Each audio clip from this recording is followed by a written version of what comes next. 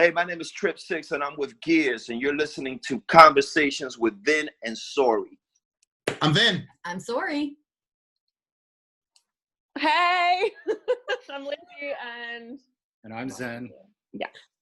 Yes. So for all the OG villagers, Zen and Lyndsay were like the first. Some of our first interviews. Like literally, Zen was our first interview. Zen was literally our first interview. Then we had Andy Marsh from the other Australian Artist Murder. Artist Murder. Yeah. And then we had Lyndsay Schoolcraft. Yeah, that one was pretty crazy because I'd never heard of Thy Art is Murder before the channel, but I had heard of Cradle of Filth. So yeah, that was a pretty crazy interview. I couldn't believe it. You guys were starstruck. I'm like, why? I'm on a couch in England. What? Yeah, and I couldn't believe when Zen agreed on Twitter. Because it was our first interview, so we were like, what? I was like, what? I was like, babe, you'll never believe what just occurred. Right. And you guys turned out to be probably, so like Zen's original band, or one of the bands he's in, Diablo Viscaris, I just rediscovered them like a month ago. Holy moly. It's been nonstop Neo in our room. Nonstop Neo in the room, or when I go into my sauna, which is really just my bathroom with the heat on. God, that there's so many like places I go with that. And then Lyndsay is, although he's an insomniac, so he's up like all night. There are certain bands that he puts on at night, and I'm like, no, it makes me so frustrated. But I let him because I'm like, he's up, whatever. Is that our band? Is that when I'm practicing? Well, sometimes, yeah, that does happen because it's right there. My wife hates my music. Anyway, that's great. But when he puts on, I'm like, okay, I can roll with this because it still has like a pretty sound in the background, so I can still sleep to it if I need to. And then we've got Lyndsay, who's like the most talented Canadian on the planet. Stop. So then you guys, when did you guys? So you guys have now formed a super group, Antiqua. You just saw the review earlier. Very deep lyrically, very amazing sonically. A lot of dirt, a lot of sugar. I just figured out where the sugar thing came from, Lyndsay. So tell me how did that come about? Like, how did you guys come up with the idea? Hey, we should do a band. Zen, do you want to tell, or do you want me to attempt to tell it again? Oh, you can attempt it. Well, it was 2015. However, we kind of met in 2013 by playing a show in Australia together. Can we tell like the backstory, the backstory? So funny story. Sure. We met in 2013, and like that was right before y'all and Neo really blew up. And we met, and I was a terrible friend. Like Tim gave me CDs, and I left them on my desk to collect dust for like 6 months. But then all of a sudden, out of nowhere, one day, I'm like, at my desk, and there's this message from Support Calig, I don't know, whatever your old Facebook name was. I'm like, who is this? And then I realized after opening it up, I'm like, oh, it's this guy. So, I think in back and forth, it took you like 6 months to reply sometimes, but back and forth, you said, hey, I heard your Nymphetamine cover. Did you want to try starting a musical project together? And I totally turned you down. I don't remember this rejection. I can go find it. Well, you handle rejection really well because you don't remember it. But so I legit, and I said, I'm sorry, I'm just too busy. And you're like, oh, that's fine, let's be friends. I'm like, okay. And then all of a sudden, fast forward 2015, we're on tour together, and that's when the Cult of Hummus started, and we just decided, you're like, I want a black metal band, and I'm like, I want a more classical music band. And that was it. Like, we just one night in Rome.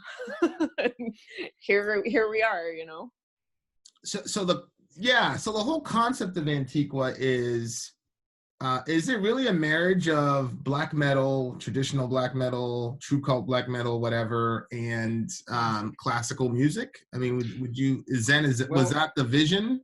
Well, I wouldn't go as to say true cult black metal, but certainly a basis for black metal. I don't necessarily like to necessarily keep things in too much of a narrow-minded kind of perspective, but we wanted, ultimately to combine. And when I started Neo, this was kind of more of my intention. However, Neo kind of evolved over time with different musicians and more prog influenced musicians, and so that spiraled out of control into what you have with Neo today, which I love it, but that wasn't my initial intention.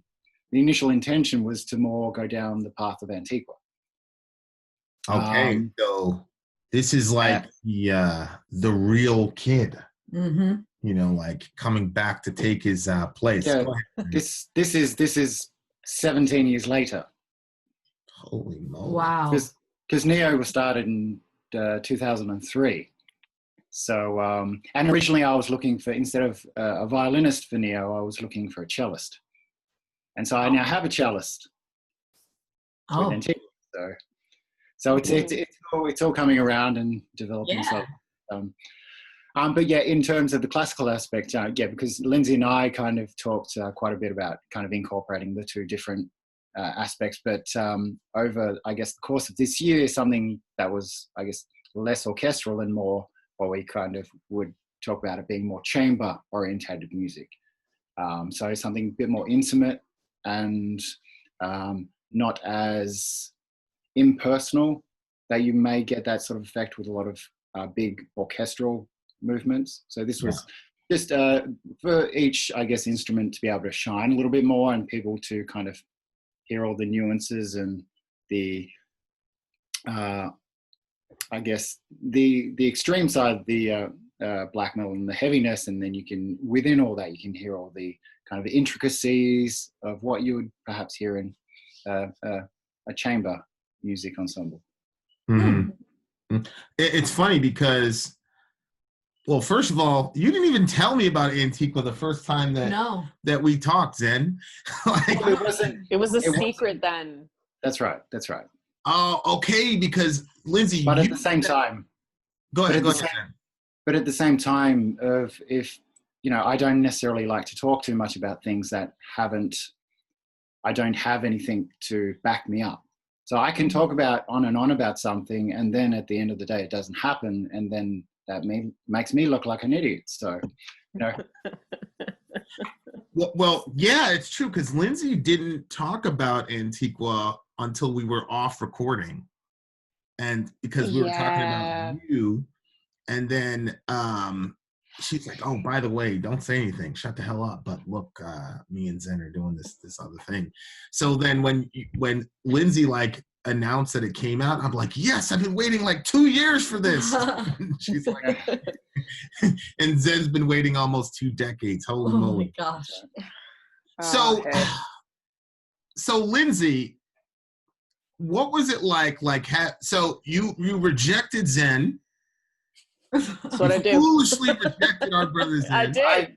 I really have to look at this. Go back and find that old conversation. Then demands a recount. Oh, repressed memories, I'm sure. Yeah. Yeah, I've had lots of rejections from this one, so don't worry. So she gave you some kids, so. Yeah, literally the first time she met me, we were in this group, and she had it in her head she was going to ban me from the group immediately. Well, not immediately, but true story. It was. Were you being a mouthpiece, though? You know what? Now that I look back, people kept dragging him into conversations that he was trying to avoid. Correct. But I didn't know what he looked like when he was trying to avoid conversations. It did just look like he was wanting to talk about all kinds of stuff that would divide the group. So, but now I see. Now I accept you. Oh, that's so Lynn, so he comes to you and does black metal thing. You come back, you've got the harp thing.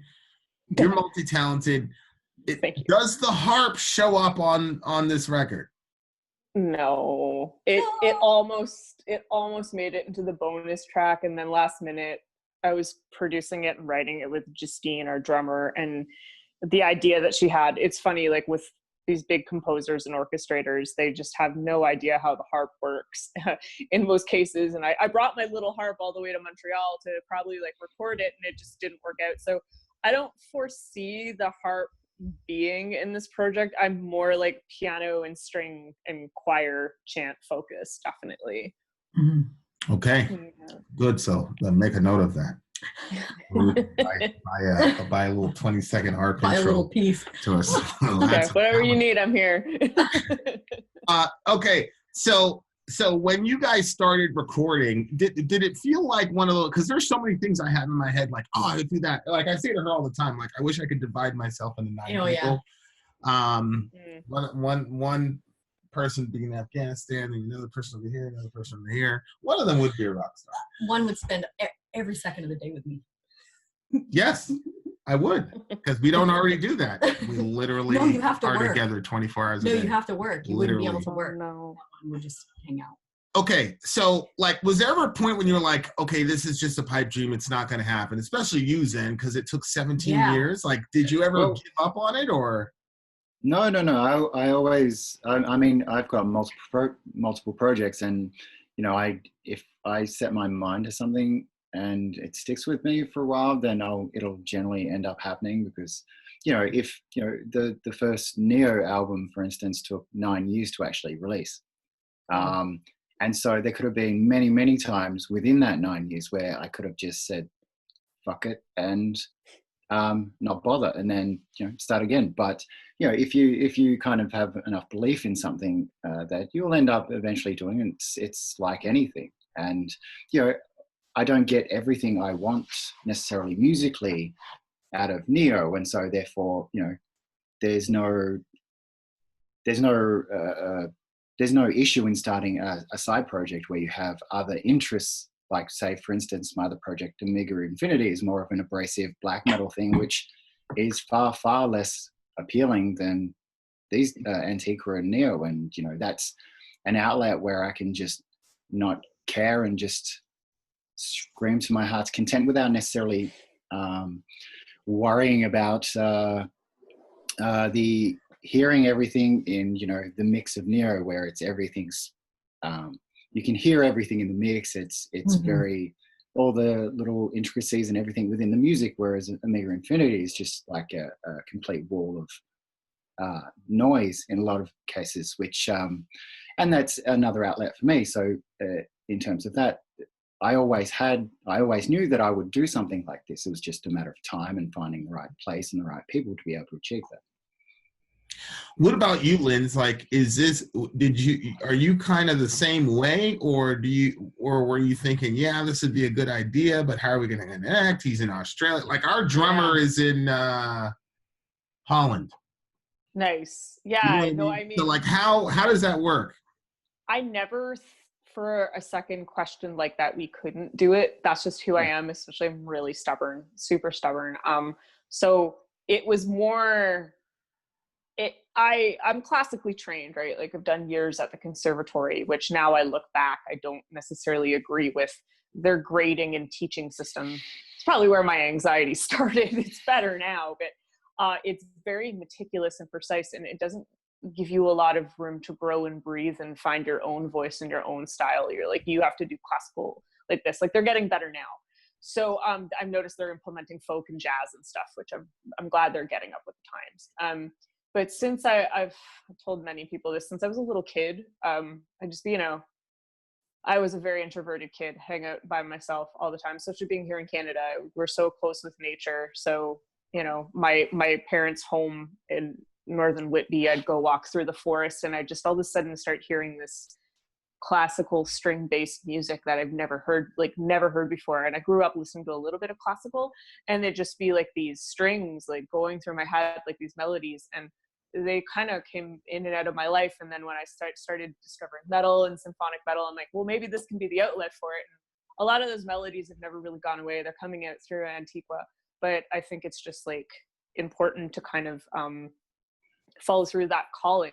And then when Zen and I became friends and he told me about what he wanted for a band, I was already aware, like, I love Dimmu Borgir, and there's a few other great symphonic metal bands and black metal bands out there. I was like, I think this is where I'm supposed to be, especially because we have great friendship, great working relationship, and we work well together. We're both workhorses for sure.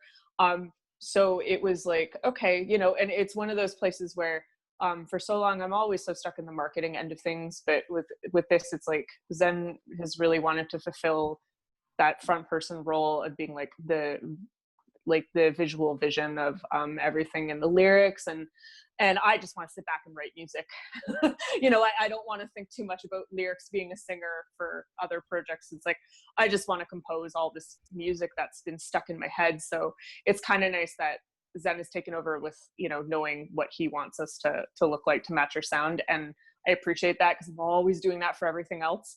And it's fun. It's really exciting, but sometimes you just want to unleash as a musician. Yeah, I never knew that this would be that outlet for that music. When I was younger, when I started hearing all of this and then I started studying music, I'm like, oh, maybe especially when I was in university, I quit university to join Cradle of Filth. I was like, oh, maybe I'll conduct orchestras and do film scores, you know, like maybe that's my thing. And now I'm like, oh man, this is totally left field, but okay.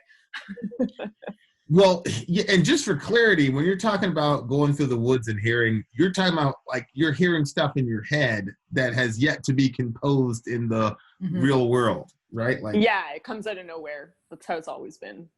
Yeah, that's the thing with gifted people. Yeah. Shit like that happens to them.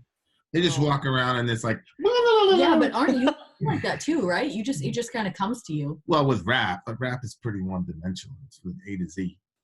You know what I mean? It's How did you get that guitar piece? It's probably going to sleep listening to a lot of Lamb of God. There you go. Like, I don't really feel like those riffs are not very original. It's just the way that I put them in. And you really, well, people, you guys will see. I'm excited for it. I can't Very wait. limited on guitar, but this guy is super talented. So Zen, how many people are in this band? Nine people? No, well, officially we have 7 across 5 countries. Oh wow! Across 5 countries? Yeah.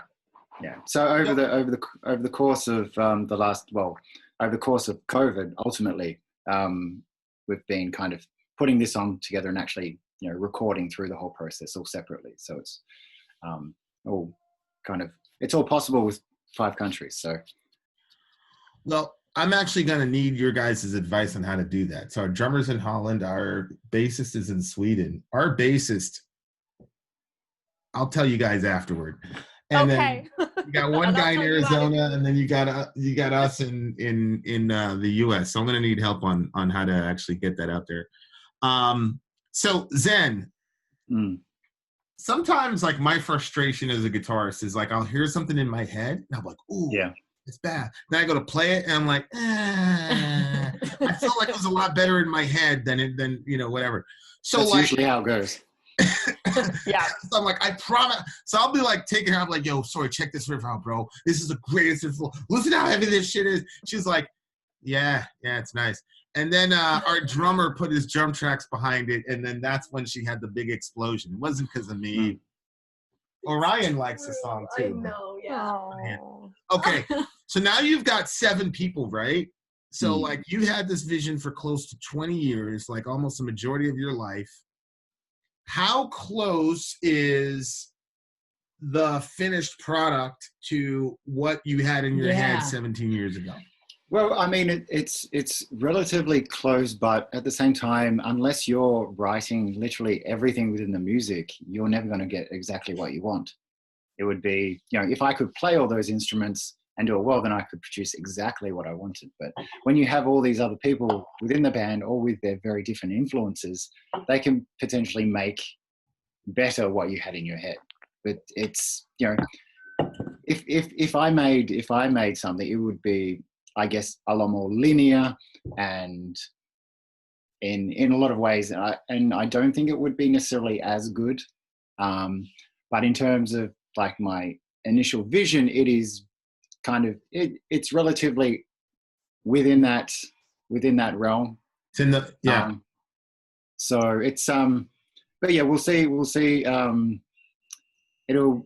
guess once we we finish writing the rest of the album, then it'll give me a better perspective on the music as a whole. So with this, It's one song, and obviously the one song that everyone's heard, and a lot of the music is very similar, but at the same time, there is a lot of different tangents and whatnot that we go on. So the aesthetics, like, so the video, especially the shield flag thingamajiggy that's coming soon, that's going to be right there. You mean one of these? One of these right there? That. And then when we Holla. move, it's going to be in my little shrine. Nice. There's only a few things that are making it to the shrine, and that one is going into the shrine. So who came up with the visuals, and how important? What, to me, that is something that a lot of bands don't do, which I understand why, but the visual aspect and the aesthetics that go along with the music, I think it just adds a different degree of depth to the art, and being able to take advantage of mediums like, like video and production and things like that, so that you have a really cool visual that goes along with the art. How does that work? Who came up with that? Was that in your head for whatever, Lyndsay's, and how did that come about?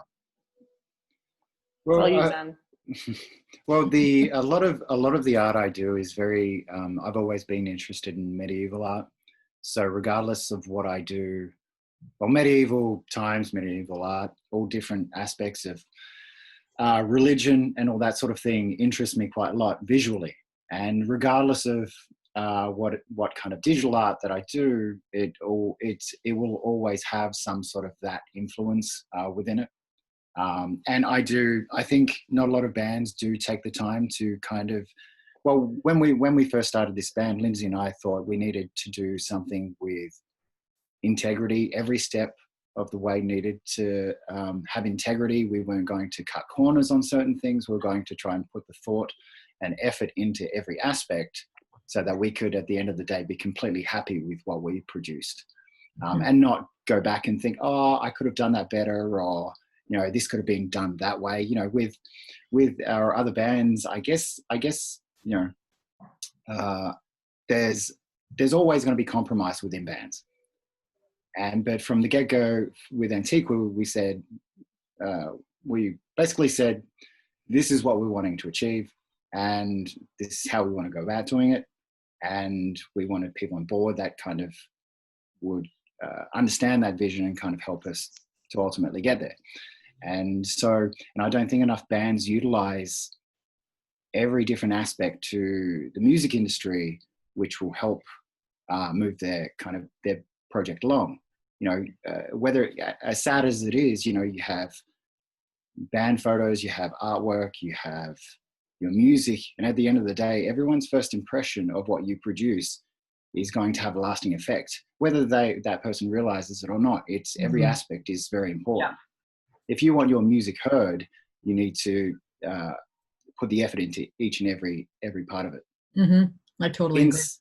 In saying that, though, our band photo, we produce that within, across 5 different countries, and we're able to.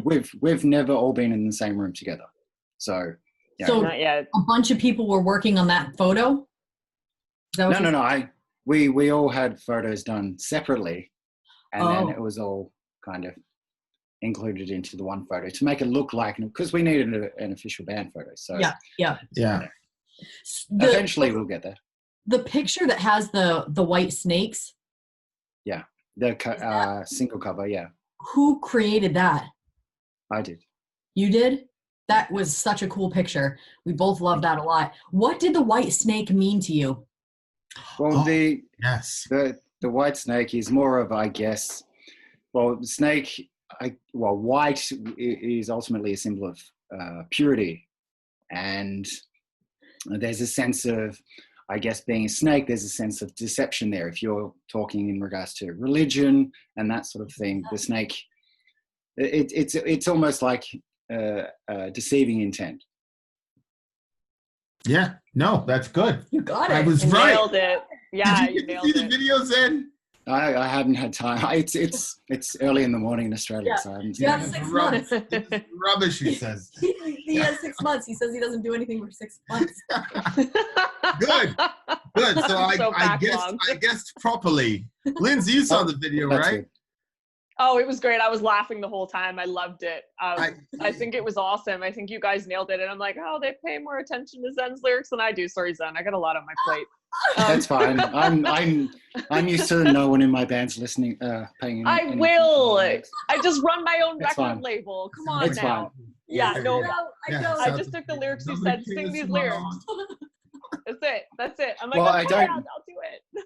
I mean, everyone, it's, not everyone puts, you can get an overall idea on lyrics and that sort of thing, which, you can give to people within your band, but at the same time, you don't necessarily, I don't think anyone wants you to necessarily translate every single thing within your lyrics, because unless you're sort of a vocalist or a lyric writer or whatever for bands, and they're not particularly yours, regardless of whether you're in the project or not, I think there's less of an emphasis for that, but more of a general want to understand the overall umbrella, meaning for it all. Lyndsay, what is the biggest difference between being in this band and your previous band? Oh, I got to be careful answering that one. Why don't we respond to that without the four of us being sued? No, it's fine. It's fine. I think, when you join something that's been around for 25 years, it's not really a piece of you. You're just filling that time that's left over. I'm trying to say this in the politest way possible. I'm sure they'll still come after me, but whatever, screw it at this point. And Cradle Filth was never my dream. It was incredible to be part of, and I'm very grateful for it. Like legacy band, and that's how Zen and I met, because like, how else would I get there to Australia? Yeah. It was an honor, and in the beginning, and most importantly, it's how you met us. Yeah, exactly. And I still remember that night we hung out. You guys had me like crying, laughing. It was awesome. You were still pregnant with Orion. I remember that. Yep. It was fantastic. No woman can rock a red shirt pregnant better than Sorry. So anyway, it's true. You look fantastic. So, it's different because it was never my band. Like, it was never my vision. It was never really fully my creative outlet. I had quite a bit to do with the one album, Hammer of the Witches, and then I just slowly was not really contributing anymore artistically to them. Like, I didn't do much on the Cryptoriana album. I did like one piano line and a few words, laid down a few words.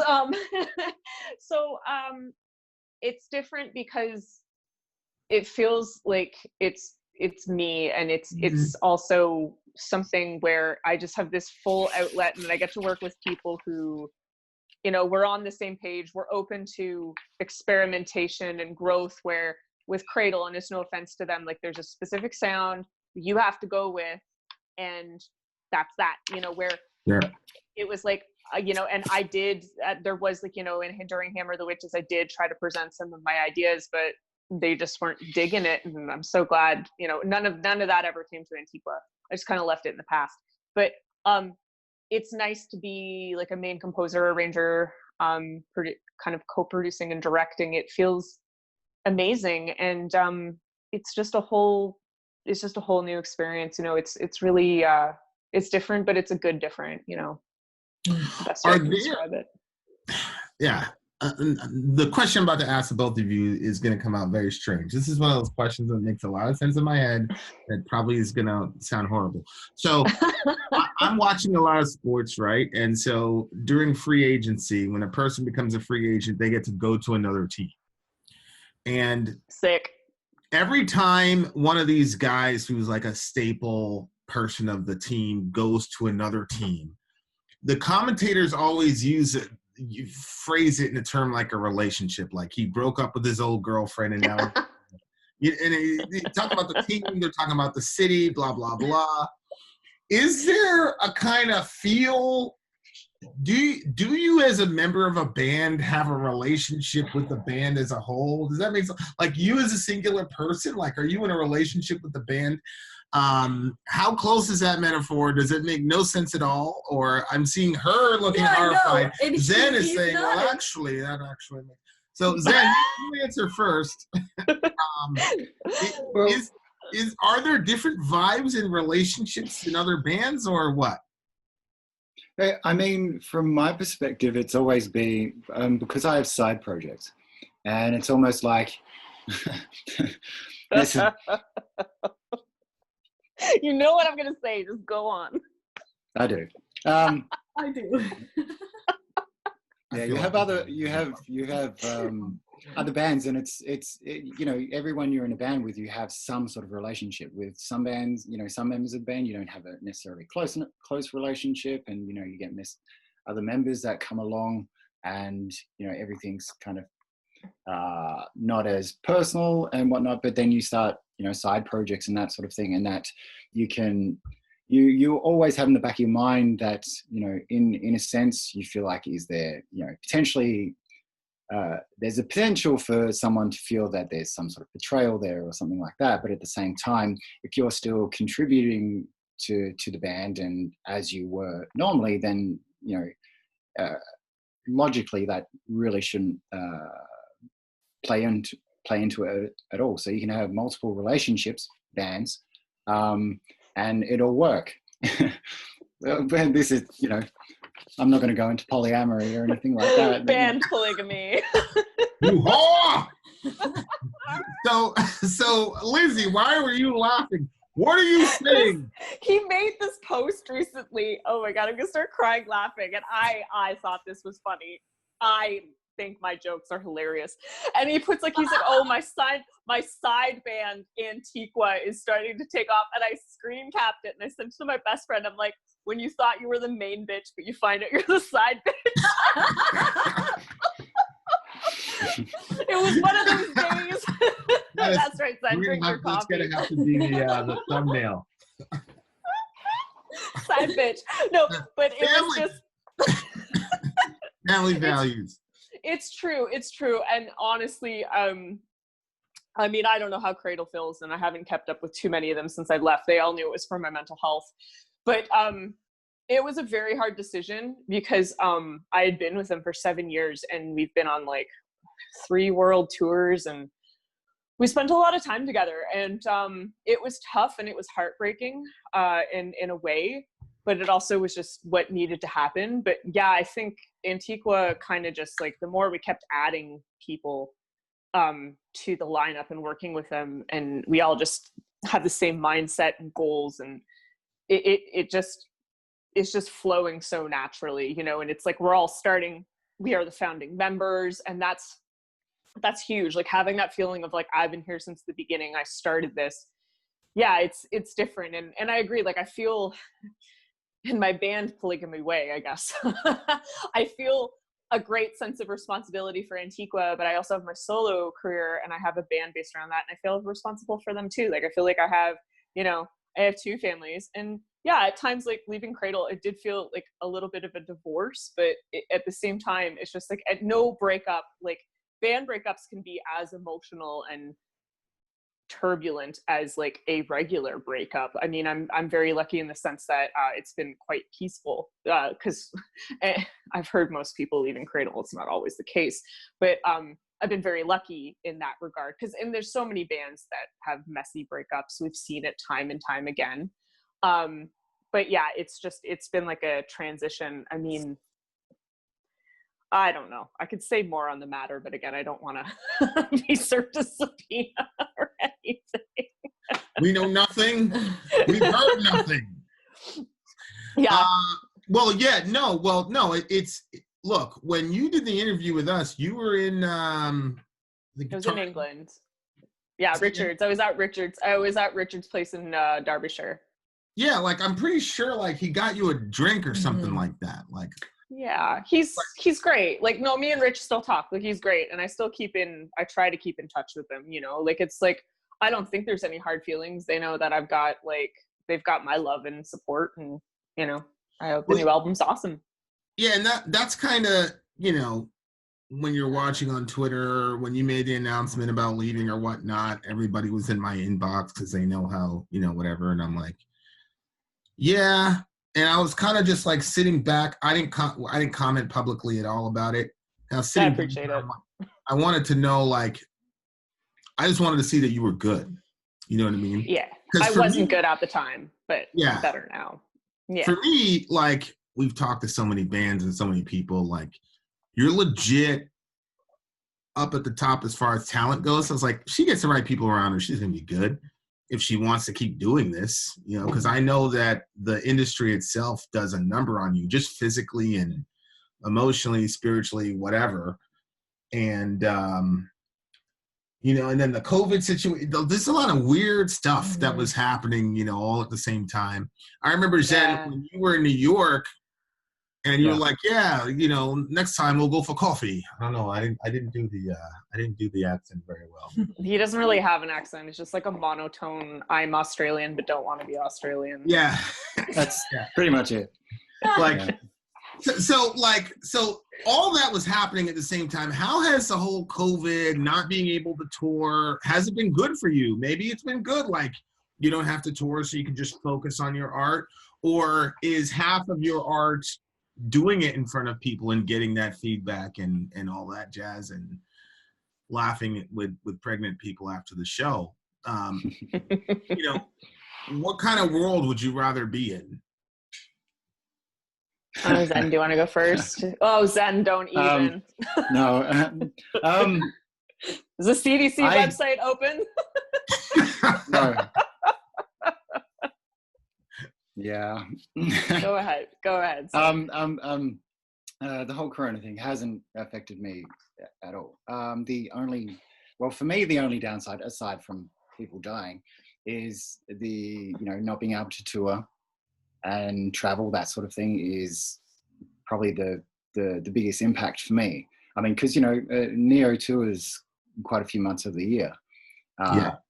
And so that's been, it's, you know, this is the first time in about, I don't know, 6 years. This is the longest spate of time I've actually been home in that time. And, you know, aside from that, I'm quite an introverted person, so a lot of my time is spent doing art and that sort of thing. And so I can go for weeks and months without kind of interacting with many people at all, and I'm completely fine. It doesn't worry me. And I guess the only other negative thing is more people spend too much time at home, hence more time online, hence just the nightmare that is social media. Facts. So I've over this time I've tried to cut down a lot on social media and that sort of thing, just because I can't take the toxicity, and it's just a snowball of stupidity. But yeah, I mean, aside from that, everything's been very creative for me, and I'm developing all my projects and whatnot. So for me, it's fine. For being as dark as you project yourself to be, you're one of the most hilarious tweeters I've ever met in my life. Holy moly.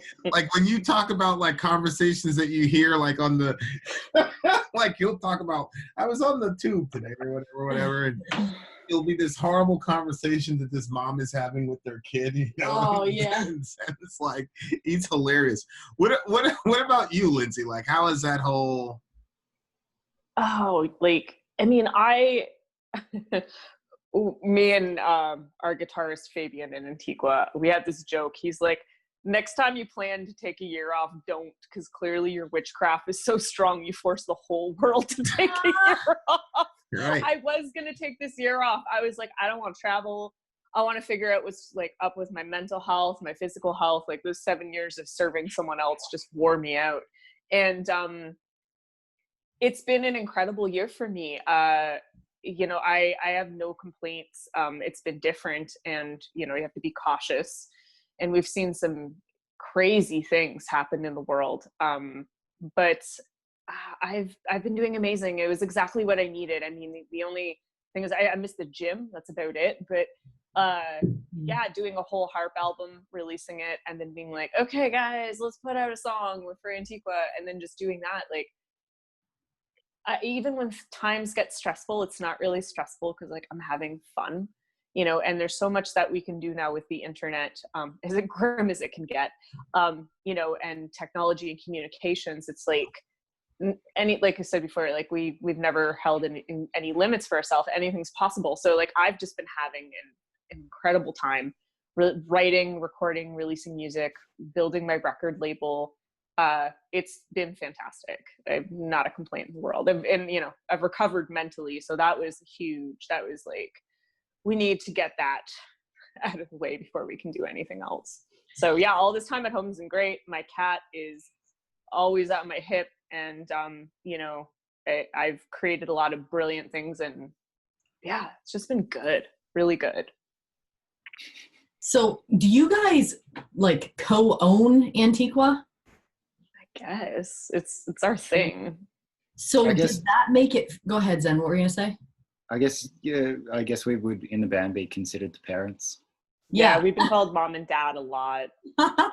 Mom, dad, it must make the whole experience, do you feel more free in creating your music? Because I mean, you guys have been friends for a while, so to be able to have more freedom to do what it is that you're, or is it still kind of restricted because there's a certain idea that you're going with?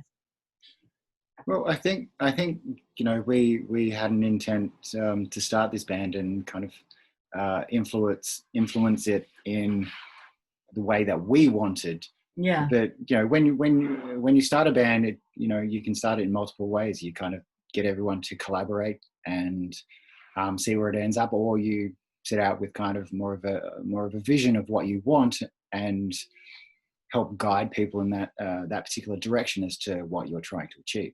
So, you know, we at the end of the day, ultimately, Lyndsay and I have the end kind of say in how we want it to come out. But at the same time, you know, there's a lot of flexibility within the band for people to be able to do what they want, and where, you know, as long as the communication within the band is, you know, is good, then there shouldn't be any issues. Mm-hmm. And you know, for us, we've been blessed with very experienced musicians within the band who understand, or who have been in the industry for a very long time, and understand what it is to to work within a band in general. And so, you know, if once you set the kind of standard of what you're after, then any mature and experienced musician can kind of, you know, can see whether that's something that they want to be part of or not. Mm-hmm.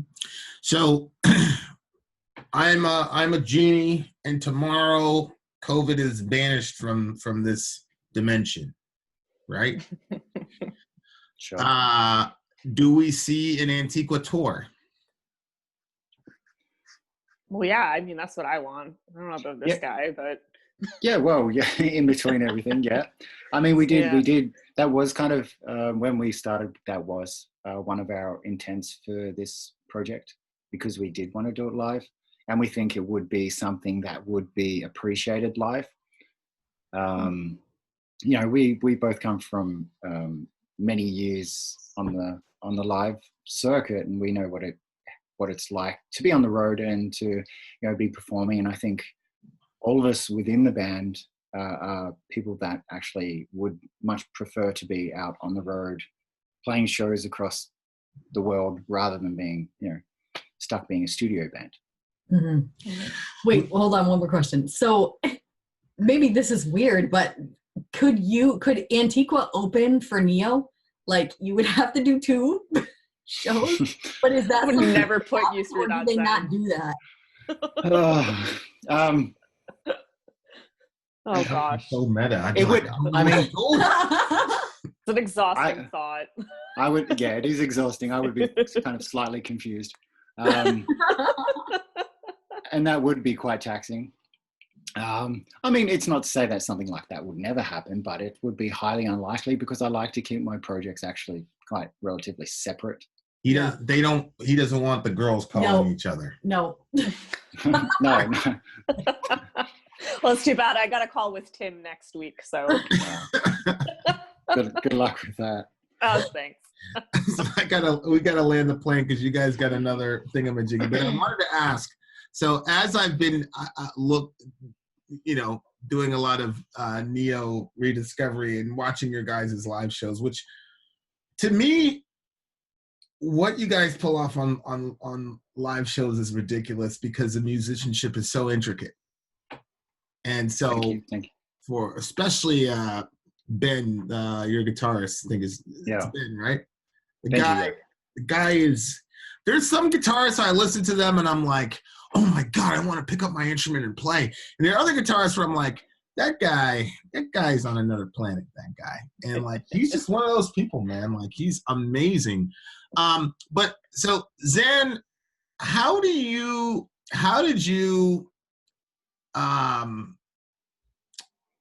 develop the stage?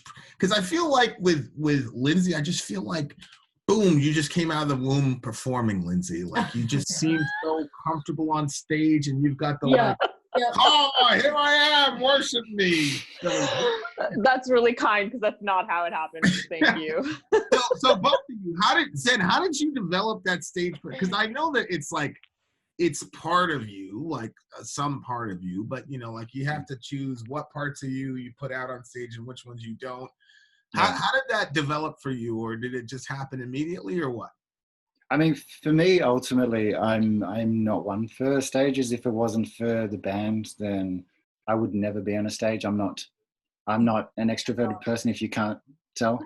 But I thought, you know, I always wanted to do music, but part and parcel of actually doing music is performing. And, you know, for me, that's never been a natural thing. It's always been, you know, I'm always in my head, even on stage. And, you know, over time, you kind of develop into what's comfortable for you.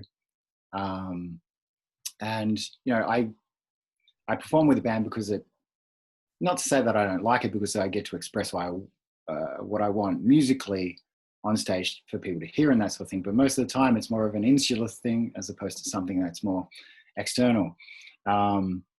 Whereas if you make a comparison to Tim in the band, who's ultimately a bright ray of sunshine, then that's Sori's favorite member of the band. Yeah. Okay. So, which is, I mean, his personality and kind of the way what he puts out is, you know, quite infectious for a lot of people because it's feeding off that particular energy. For me, I you know, it doesn't work that way for me. For me, it's with my art, I'm very kind of insular, and I need to kind of, I guess, deal with it in that particular way. But you know, Lyndsy's a far more extravagant performer than I am. I don't know about that. You really are. Cheers. It's so weird, like talking. Oh, there's an apartment, a blue walls, there's a black bag, there's probably some cat running around. But like when you're on stage, you're like, what's that one that the kids that Johan still thinks you are? Maleficent. I get that. Whoa! It's like, if I didn't know that you were not originally with Cradle of Filth, like I feel like you're that big of a personality. So how did that happen for you? Let me tell you, like I didn't come out of the womb performing. I was a super introverted kid, probably up until high school. And then when art and music happened, I sort of started finding like who I was and my voice. Oh, wow. I was super, like, I thought I was going to be a zoologist. I know many useless animal facts. But then music happened, and that bye being the next Jane Goodall. So it was just kind of like it was very quick with Cradle. I was in bands before that. I was fronting like a kind of pop goth electro rock band out here in Canada. So I had like Eastern Canadian touring experience, and I knew how to be a front person and deal with the front of the stage. And then when Cradle happened, and it happened. Like I was on a plane, and then all of a sudden I'm in Mexico City playing to 3,000 people, and Arcturus opened for us. And I'm like, oh my God, what is my life right now? That was just huge. And then it's just like, you know, I was terrified those first 7 shows, I was like a statue on stage. really terrible outfit, really terrible makeup, no fake lashes. Like, oh man, we don't talk about, that's the dark ages of my stage image. But then something happened in Brazil. The Brazilian fans would love to know that. And all of a sudden I just started being like, yeah, this is me. This is my thing. And then it was all, I guess, uphill from there. I don't know how to describe it, but that was something I really took seriously, especially with when I was with Cradle. They're a very visual band, and being able to get out there on stage and express myself in that way, I took a lot of pride in it, like being that strong female presence in a style of music in an industry where there's not many women. It was like, it's a great honor, and I feel I'm just going to continue to carry that through with Antiqua. I mean, the fact that we have 3 women in the band, the other 2 being extremely talented, beautiful individuals, I'm just so proud, so nothing against the guys. I love the guys in the band, but so yeah, I did musical theater for a bit, and I have a lot of training, but yeah, I don't know what happened. All of a sudden this whole other person came out on stage. That's awesome. It's just amazing seeing both of you guys in your apartments, because both of you have very distinct stage presences, and it's I don't even know if that's presences I'm is a so word. surprised that there's not black walls. Everybody said that for I'm like, I like color. My bedroom's purple, my bathroom's blue. My shrine This could be from like the local asylum. You don't know. That's what it comes down to. Song on the record, real quick, because you guys got to go. Favorite song? Jen? Favorite song ever? On the record that you guys just did. Well, there's only 2. Yeah, because they haven't finished For it. this. Yeah, they still have to finish the record. They just put out a little. Oh, like I know what my favorite demo is, but it's called Hummus. It's a working title. So, gosh, I mean, I can't choose. It's like choosing your favorite kid. You can't. Well, I guess we can say what we like now, and then later on we'll translate it when we actually have the proper song titles. Yeah, that's a thing. I mean, yeah, I really like the demo Hummus, but I'm really proud of Funeral Crown and the bonus track. So I think that, and I mean, I wasn't sure, like the song that turned into Funeral Crown, I was never really sure about it. I was like, oh, this is my idea. I'm just trying to get out an idea. And they were like, oh, that's the song. So that was like it was weird how Funeral Crown was the track I was like the least enthusiastic about for the longest time. And now I'm like, oh, that's what that band can be. Okay. Yeah, a lot of the time, the song titles will come later. I mean, a lot of the development for writing the songs, you have your working titles, which every band will generally have working titles, terrible titles that everyone remembers, and then eventually whoever writes the lyrics or the song titles or however they decide gets chosen when the lyrics are developed and kind of that sort of thing. We have song titles like Hummus and Avocado and. Plagued, Pure.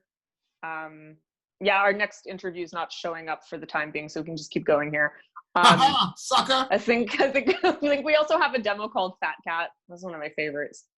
The demo names are pretty brutal. Like, Funeral Crown was Avocado. It was Hallelujah, but then it just turned, I don't know who called it Avocado. I'm like, can we change the name to Avocado? Bro, that would have been so cool if they would have left it at Hallelujah. That's crazy. And but then we also have another one called Safe Word. Which way? Oh yeah. Safe Word? Oh, Fabian. What? Yeah. What? That's very interesting. What am I missing? He's German. There's no rules. What? But what are you? That's amazing. Oh. How do you not know this? And I understand now. He's like, what? It's just a safety word. Like, oh. I was gonna say, like, it sounds like a good idea. You're on tour in the Boston and shit, and people are I guess I'm not let you just. It's not password. It's safe word. Oh my goodness. Okay, so guys, I'm talking to the past these 2 human beings to the village. So we bought the deluxe. What is it, Lyndsay? What's that thing that we got? You got like the limited edition Funeral Crown vinyl, which has a bonus track on it, and it's like, how much did we do, Zen? We did 300 units, so 300 copies. They're all numbered, and yeah, we're never printing it again. So they come in silver and white with engraving on the back. And the bonus track is actually very, very different to what you've heard. Oh. Mm-hmm. Okay. Yeah, Okay, so we got that. It's on the way. It's probably in the mailbox right now, Diablo. So you listen to Funeral Crown and then send me an email of what you think the lyrics mean, and then I will give a Reader's Digest little thingy to Zen for the top 3 that I think, and whatever Zen selects, you're going to be the winner, and I will send you. Okay. Even though what the lyrics mean, or what no pressure. Well, what they mean to that person. I'm like, you already broke them down. Well, that's just what it means to me. I could be wrong. Yeah, but Zen already told you were right for a lot of the stuff. Well, Zen wasn't even, he didn't hear the breakdown. No, you said it. You had him answer questions. Well, there was, the initially in regards to the White Serpents, there is, because I know you guys go through all the lyrics for every kind of song you listen to, so I haven't actually heard yours yet, so I might watch that later today when I get a chance and see how close you are. Okay, so send us what you think the song means to you. I'll take what I subjectively decide are the top 3. I'll send them to Zen, and then Zen will decide, and then you will be the winner. You will be one of 299 other Homo sapiens who have that record. Honestly, if I'd have known, I'm going to see if it's still up there, because I might just buy one for myself. Because I just love the art. Yeah, there's a few left. Is there any extra artwork in there that I could pull out and put in my shrine? No, you'll just get the flag for that. The flags are on the way, and I don't believe I'm going to be giving those out to anyone. So I will definitely be curious as to what you think of the B-side song on the actual song itself. You should have got the download today. I'll let you guys know. So the extra song on there is it's a song it's in regards to, I guess, a nod, because in every song that we do, we'll be doing Romanian in it. So it's more of a tribute to Romania. Oh, cool. So it was Romanian. Remember I said it's Latin or it's Romanian. It's some sort of. Do you remember when I said that in the video, Lyndsay? I said, this is Latin or Romanian. I was like, it's not. It's Romania. I'm like yelling at the screen. By the way, our next interview canceled, so we can just keep going if you have any more questions. Who was that? Who would cancel? What a bunch of dummies. I don't know. Regardless, there will always be interviews that cancel. But yeah, the song itself, it's we wanted to do a tribute purely because if we're doing Romanian in all of our songs, then I think we need to acknowledge Romania as a country, and so it touches on Romanian folklore. So I thought this is the best way for us to be able to do it. Why was there so much Romanian in this record? Well, I think Romania has a special place in our heart for both myself and Lyndsay. I'm half Romanian, so I mean, I should learn how to speak it. But I did a lot of study with Latin chants in school. I say a lot. It was like 1 month, one project, 1 month. It wasn't that complicated. But yeah, I think it's a great tribute to my ancestors. We can't, due to the war, we can't really trace back much, but I do know it's somewhere between that border in Bukovina between Ukraine and Romania. And I know. I mean, like, I love Dracula. Like, there's so much to Romania. The folklore is fascinating. I mean, I've known about quite a bit of it, and I see a lot of the traditions passed down to my mom with the culture, but I'm learning more about it because of Zen.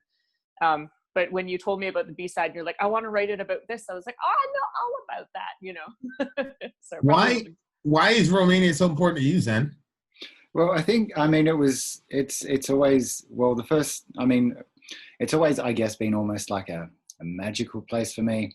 I've had, and it's been tumultuous as well, given my last tour there. But It's the first experiences I had with Romania, everything about it just felt right. You know, we played a festival there in the middle of a forest for Romania. Beautiful people. Cool. The people are so much more in touch with their culture and history, and they just appreciate, regardless of what the music is, it just seems they appreciate bands coming there. I mean, it's quite a poor country in the scheme of, you know, the more Western Europe. Yeah.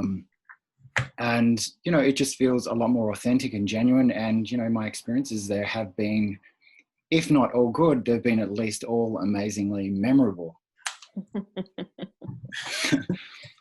What's the laugh, Lyndsay? Every time. The one time you almost died. Yeah. No big deal. Isn't where you got hit by the cars and you were in the hospital? No. That was in Australia. That was another time you almost perished. Okay. Yeah. I was because this was at the end of a tour we were playing with Ishan. So we'd been supporting Ishan around Europe, and we ended up had a couple of, you know, headline shows, one for Romania and then one for Israel. And on the way to before the Romanian show, I was ultimately, it's a very long story, but I ended up being taken away in an ambulance into some remote hospital in Romania for a couple of days. Oh my gosh. Vomiting up blood. So was it food poisoning? It was a combination of things. Of things, because I ultimately ended up splitting open where my esophagus meets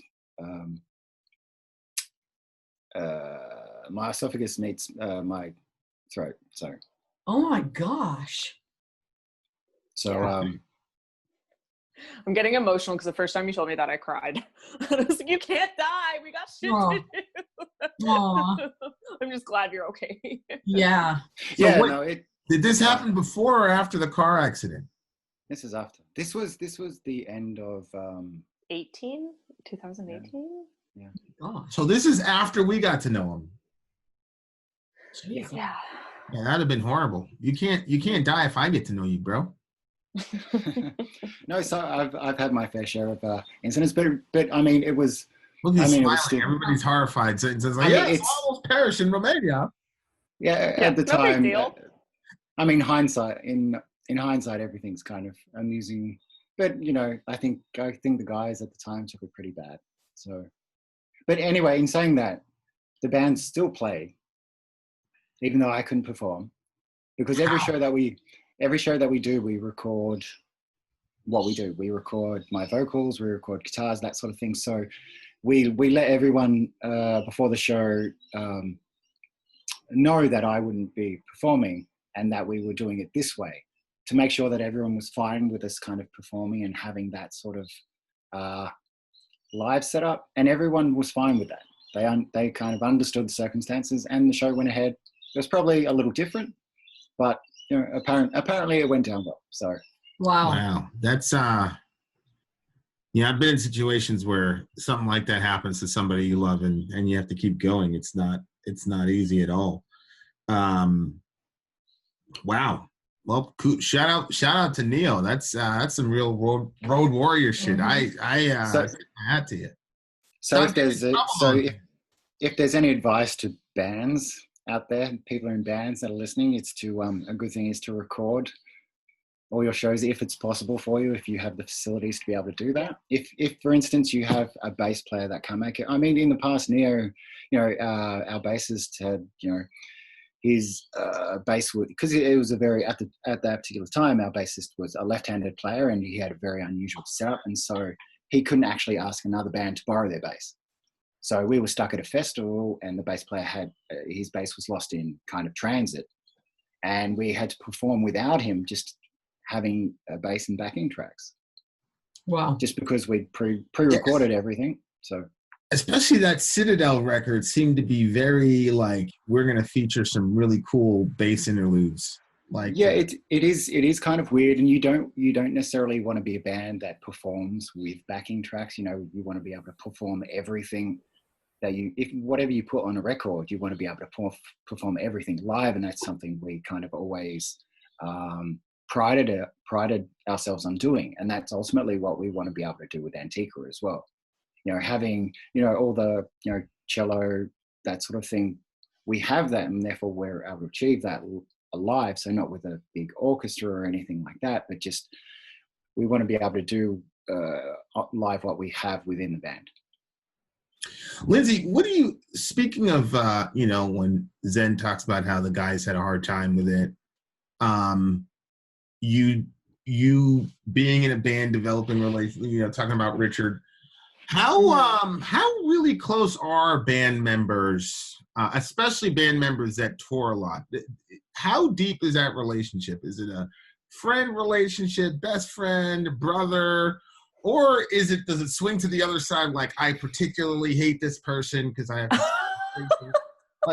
because I'm like one of those people, right? Like, I feel like when I look at the people in our band right now, like Jay would love me forever, but you would have to break me and Peter up probably every third day, right? There'd be like a serious altercation. And I love him and he loves me, but there would be an altercation every other day with me and him.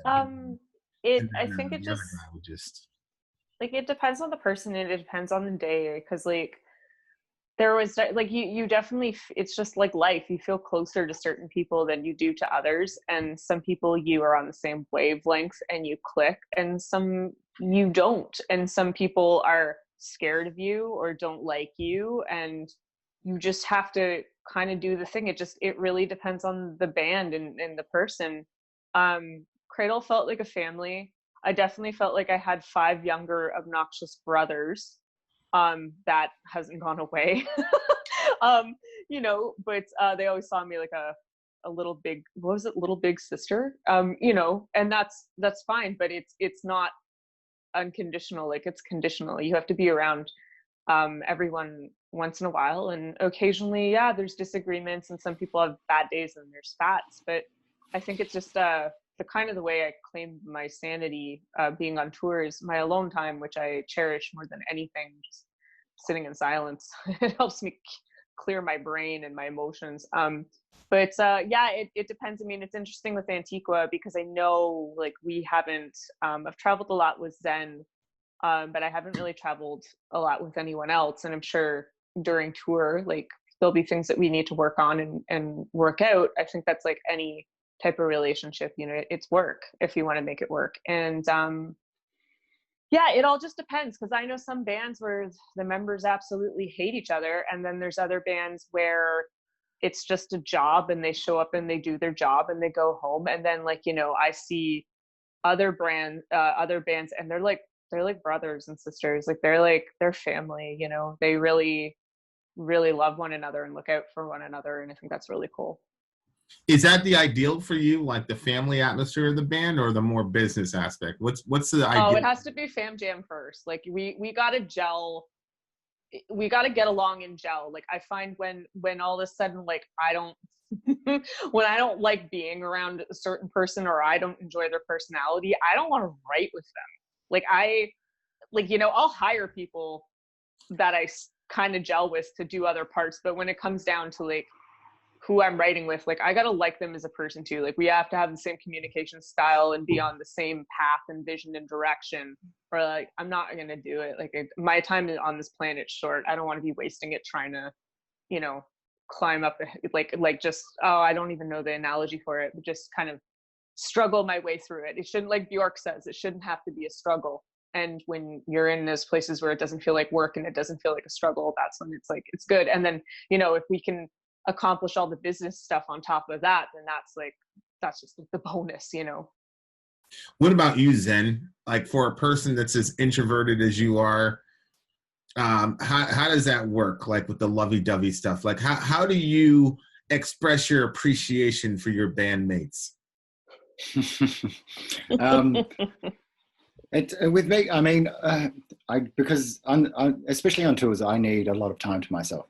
Because you're in a bus with a very enclosed space, and you're spending a month to 2 months on that bus together with you're sleeping a meter away from all the rest of the guys in your band, And you learn, I guess, on tour, you learn pretty quickly in terms of how everyone is, and you learn boundaries, you learn respect for each other pretty quickly on tour, because if you don't sort those problems out quickly, it'll just fester and then become a problem. And for me, you know, I get along with everyone and can get along with everyone, but you know, in small doses. Not to say that I would cause any problems or anything like that, but I need my time, and I spend a lot of time on my own visiting, you know, all the various things whenever we're on tour. And it's interesting to see how all the different personalities come out, and you know, you kind of gravitate to you know, over the course of tours, you gravitate towards more people that are along your line of kind of how you would like to tour. Say, for instance, you know, on tour, you're always going to have the people that are more party orientated and like that, and you have the other people that would, you know, prefer to, you know, read a quiet book or have a nice discussion or something like that. So you kind of work out who to more gravitate towards in terms of making your experience more comfortable. Here's the last question I got for you guys. I gotta put this guy to bed. Look at her. Terrible. You look terrible. No. Great. What is the most unglamorous part about touring? So let's say I'm like 18, I'm watching this video, I'm like, that's it. I'm gonna go across the street, me and my best friend, we're gonna start up a band, period. We're gonna go tour, we're gonna be just like Zen and Lyndsay. What is the most like inglorious, unglamorous thing about being on being a rock star that you're like, oh, they didn't tell me this during the interview? You first, Lyndsay. Oh God, I have stories. Finding, you know, a washing machine for your clothes, especially when you're near, like the end of your clean clothes. I try to pack for 3 weeks, and then after 3 weeks, it's like, oh, better find a washing machine. And sometimes you go for a few days, and you're like, yep, I stink. And then the toilets, whether it's on the bus or in the venue, they like, oh man, that one toilet in Latvia, oh boy, like it hadn't been cleaned in 20 years. Yeah. And it was just disgusting. But yeah, there's not so glamorous stuff. Like I've definitely had to change into my stage outfit in some strange places. I've had backstages that were literally just a tarp. Yeah, it depends on where in the world you go. Like sometimes you're just like, oh, I guess I'm not eating today. You know, and that's not just a vegan thing. That's just like they didn't remember to feed you. You know what I mean? It is what it is. Yeah, and then like, yeah, the symphony of snores at night behind all the curtains on the tour bus. That's not that bad. I kind of miss that. I kind of like, you know, sleeping in the stillness is weird when you've had like a bus rock you to sleep for so long, or a plane. I think I prefer the bus to the plane. The plane, that's the thing with the planes, like Zen, I don't know how you do it because you're so tall, but like the kind of staying in one position on a plane for so long, it gets to your body. But I don't want to complain. I fold up pretty well. Yeah.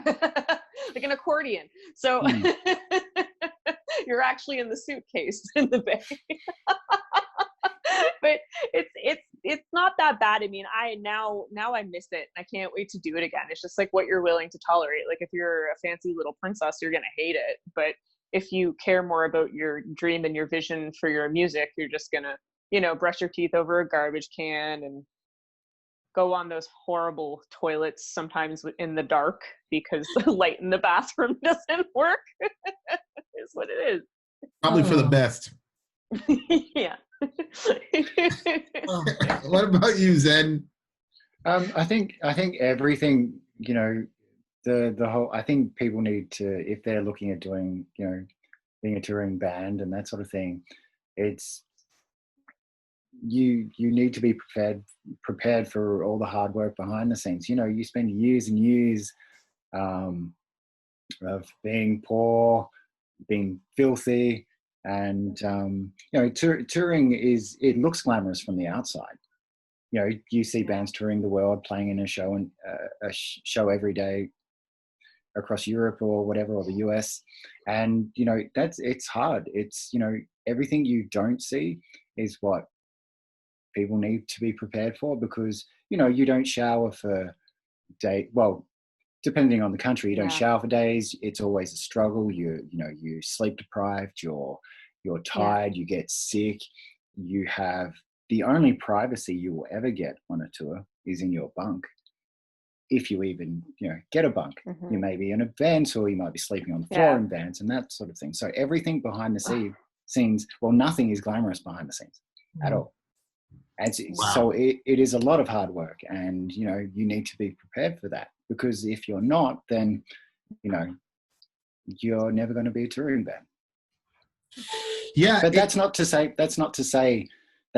that we don't enjoy that. It's, we know what to expect, and we're willing to deal with that sort of thing to get where we want to go. And, it's all part, I like to say it's all part of the journey. And, at the end of the day, you have this thing that you've created, and all the hard work up until then, regardless of how difficult it's been, has been worth it if you're able to, achieve it. Even if it's not, you're at least striving for something which you want to be able to achieve, and all that hard work in between, it in some way creates that.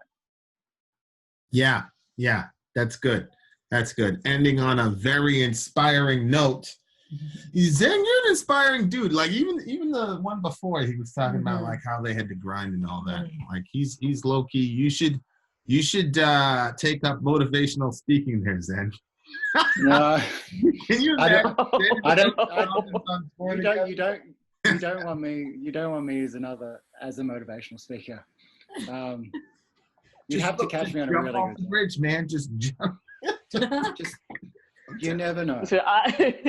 Don't bring anyone joy ever. Don't. It's not worth it.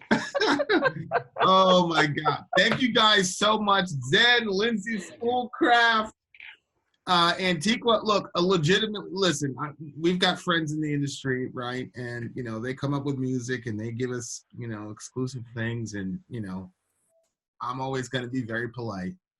But this is legitimately a band that you should listen to. The music is great. The art is great. The lyrics are great. Notice, and if you, I know immediately I'm going to get an email. What are you talking about us? Blah, blah, blah, blah. We were talking about you. Your band is awesome, I'm sure. But we're talking, these guys are different. They're just different. It's okay. They're different. They're better than you. And that's why I'm talking about them at night. Anyway, much love to every band on the planet. Antiqua is the band.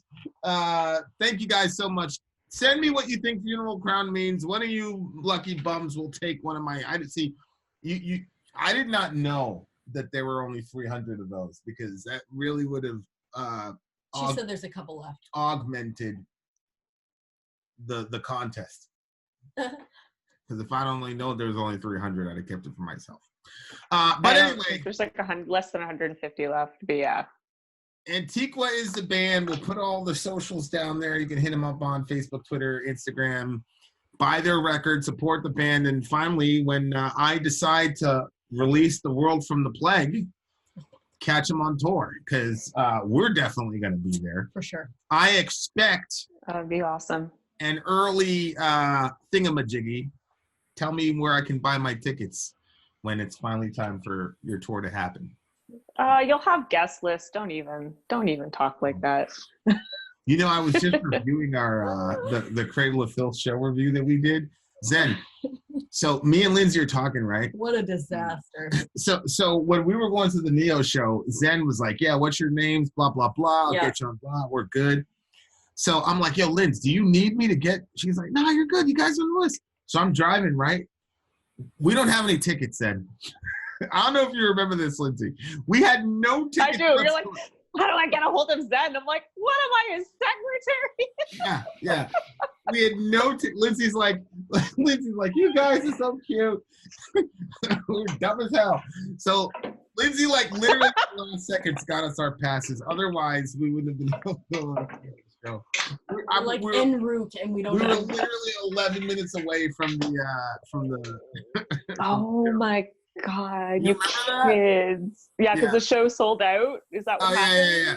We had nothing. But Lynn's got us in, like, literally, like, We showed up, had our IDs, all our stuff was there. It was unbelievable. I was like, yeah, of course, we're good. VIP treatment, y'all. I'm not even in Neo. All right, guys. Thank you guys so freaking much. I appreciate it. Thank you for the time. Holy moly. I haven't talked to you guys in forever. This is terrible. This is unacceptable. No. Next time we talk, it's got to be in the flesh. Okay. When the US is, well, the world, but US in particular is in a much better state. Yeah. Yeah. Yeah. And I'll Make it happen. the coffee's on me, Zen.